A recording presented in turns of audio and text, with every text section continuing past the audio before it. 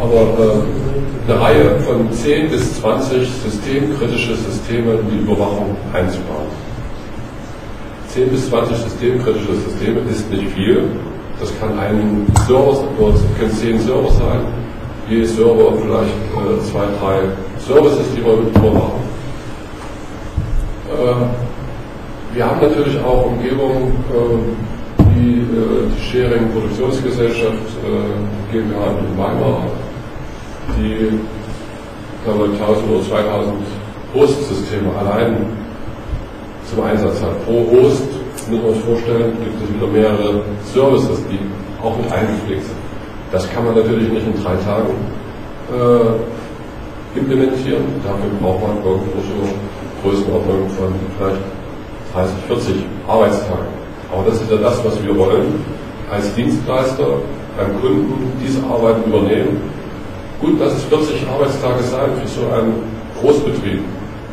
Bevor er dort einen Mitarbeiter auf Schulung schickt und vielleicht noch eine zweite Reserve parallel mit hochzieht, hat er das innerhalb von einem Vierteljahr implementiert bei sich, hat nebenbei eine Historie seiner Aktivitäten im Netzwerk, hat eine Inventarisierung, hat eine Visualisierung, eine Dokumentation seines IT-Umfeldes, durchaus sehr praktikabel. Und wir sind mittlerweile dazu übergegangen, also wir haben erreicht, dass alle unsere Wartungskunden, bei denen wir Hardware, Wartung, Vollservice zu erbringen haben, den haben wir, ob sie es selbst wollten oder wir aus unserem Interesse das dann implementiert haben. Diese Systemmonitoring-Lösung einfach mit implementiert. Ja. Das heißt, es war auch geschenkt.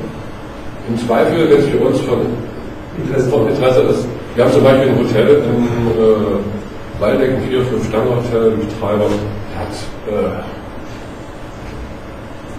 hat kein Interesse da irgendwo noch was zusätzlich zu bezahlen. Aber wir haben Interesse, weil wir den Kunden nun als Referenzkunden auch für uns rausgepickt haben und uns mit viel dran liegt und gesagt, hey, bevor wir die 200 Kilometer dahin düsen, setzen wir das System hin.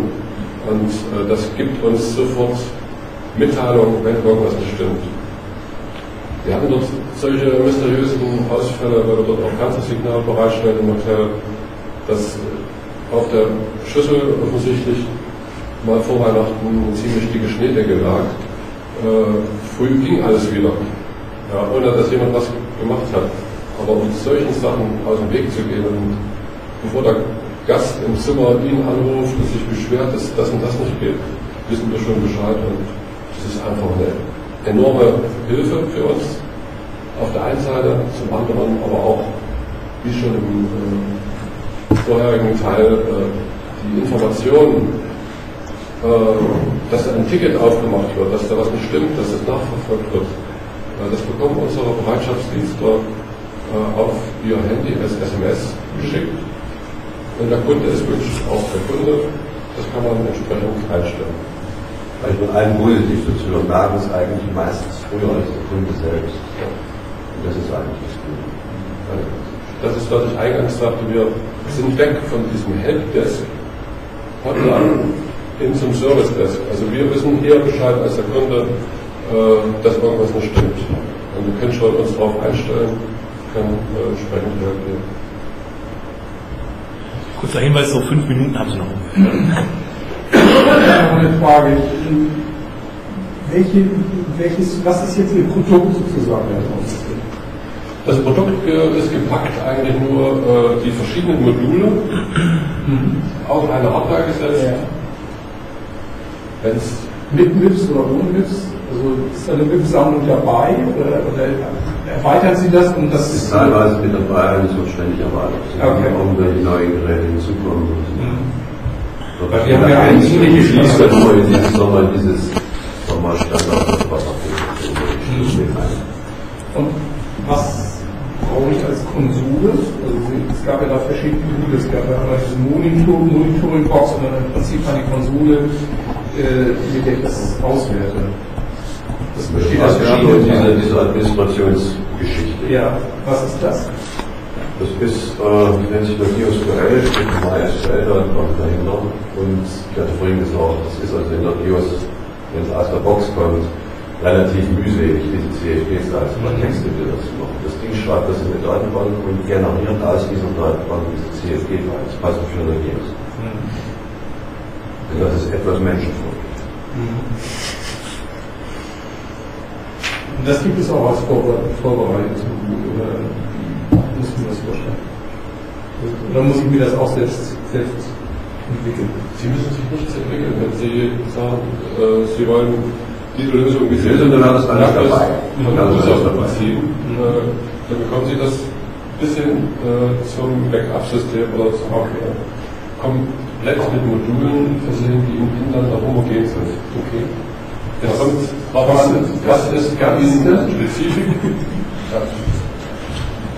Das Ganze ist ein Rechenmodell, wie Sie sich das selbst weiter vermitteln können. Also wir gehen prinzipiell so ran, dass wir sagen, okay, die Hardware gepackt mit diesen Modulen liegt irgendwo bei 3.500 Euro und Server plus das drumherum, inklusive einen Tag schon Übergabe der Administration. Ich denke, das ist ein fairer Preis. Eigentlich ist das die Widerspiegelung der Hardware eines Servergerätes. Was klar ist, wo die Arbeit drinsteckt, ist dann die Fleißarbeit, wie bringe ich die einzelnen systemkritischen Komponenten eingepflegt. Auch dort gibt es Kulanzempfehlungen, wo man sagen kann, schaut 2 Tage uns über die Schulter, wie wir das hier machen, Gerät für Gerät, dann könnt ihr es eigentlich selbst machen, das ist die Fleißarbeit. Da kommt man im Prinzip rein und teilweise fast heterogene Landschaft. Wenn die im Spektrum ein Beispiel installiert wird, und dann kann sich das im Prinzip hier entwickeln, weil sie die Dinger, ich sag mal in Anführungsstrichen, einfach kopieren, die Hosts und die Services dranhängen. Das ist die eigentliche. Ja. Man muss das weiter jedes Mal wieder neu erfinden. Wir haben auch ein attraktives anderes Kostenmodell, wo wir den Kunden sagen, pass auf, kannst du das sofort kaufen, machst damit, was du möchtest. Sparst auf unserem Wissensstand auf, hast einen Tag Einweisung, Schulung und so weiter dabei. Oder wir sagen auch, du auch für 80 Euro im Monat, über eine Laufzeit von 36 Monate überlassen wir das dir. Und wir pflegen so bei dir diese 20 businesskritischen Geräte inklusive. Da hat er eigentlich die Kostenpauschale pro Monat, wo er sagen kann, okay, ob ich mit eine DSL-Leitung oder irgendwas anderen Dienst hier in Hand ziehe, das sind auch keine Antwort. Durchaus mit der Energieversorgung in Sommerleitung. Die wollten das auf diese Art und Weise eigentlich scheibchenweise machen. Lässt sich machen. Und damit sieht man aber auch, dass sowas nicht gegeben kosten muss. Wer andere Systeme hat oder Cisco kennt, die wollen ja im Jahr für das Management, was nur für die eigene Sippschaft dient, an die, was weiß ich, Tausende von Euro. Davon sind wir meilenweit entfernt.